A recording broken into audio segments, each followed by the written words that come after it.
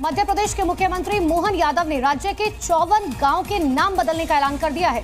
और इनमें से ज्यादातर के नाम मुस्लिम नामों पर रखे गए थे, जिन्हें अब बदला जा रहा है। इतने तेजस्वी लोग हैं हमारे पास।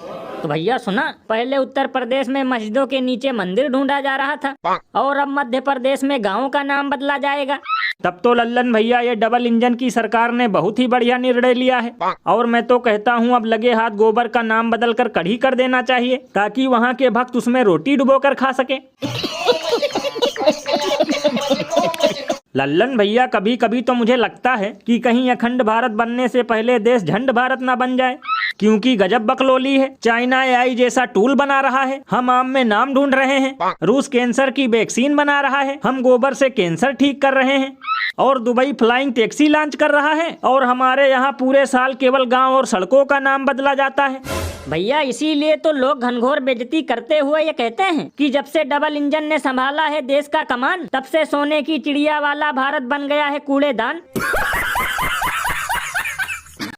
सही पकड़े हैं। क्योंकि बताओ, महंगाई बेरोजगारी से लोगों की जेब खाली है। भुखमरी में हम पाकिस्तान को टक्कर दे रहे हैं और डंका आए दिन फट रहा है। लेकिन इस पर ध्यान देने के बजाय कभी मस्जिदों के नीचे मंदिर ढूंढा जाता है, तो कभी गांव और शहरों का नाम बदलकर कीर्तिमान हासिल किया जाता है।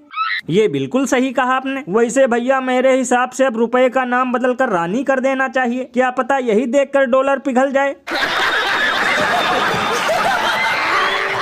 और अभी तो रुको, क्लाइमैक्स अभी बाकी है। आज प्रयागराज के महाकुंभ में मैंने स्नान किया, बड़ी खुशी महसूस हुई। जो हमारे संगठन के माध्यम से मुस्लिम परिवार सनातन धर्म में घर वापसी करेंगे, उनको हम प्रति माह 3000 रुपए देते रहेंगे उस वक्त तक, जब तक कि वो पूर्ण रूप से सनातन धर्म में सेटल ना हो जाए।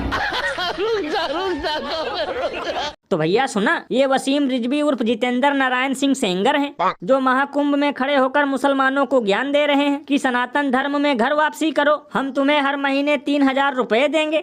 तब तो लल्लन भैया सबसे पहले इन्हें ये लाभ उन कट्टर हिंदुओं को देना चाहिए जो सनातनी होने के बावजूद भी मटन की एक एक बोटी के लिए तरस रहे हैं। लल्लन भैया कभी कभी तो मुझे ये सोचकर हंसी आती है कि आखिर ये सारे धर्म के ठेकेदार लोगों को हिंदू बनाने पर ही क्यों तुले रहते हैं, क्योंकि जो बेचारे पहले से ही हिंदू हैं वो तो पछता रहे हैं, क्योंकि कोई उन्हें घोड़ी पर बैठने नहीं देता, तो कोई उनके प्रोग्राम में घुसकर हंगामा करते हुए मारता पीटता है। उनकी चिंता नहीं, लेकिन उसके बावजूद भी ये धर्म के ढक्कन मुसलमानों को हिंदू धर्म अपनाने का ज्ञान पेलते रहते हैं।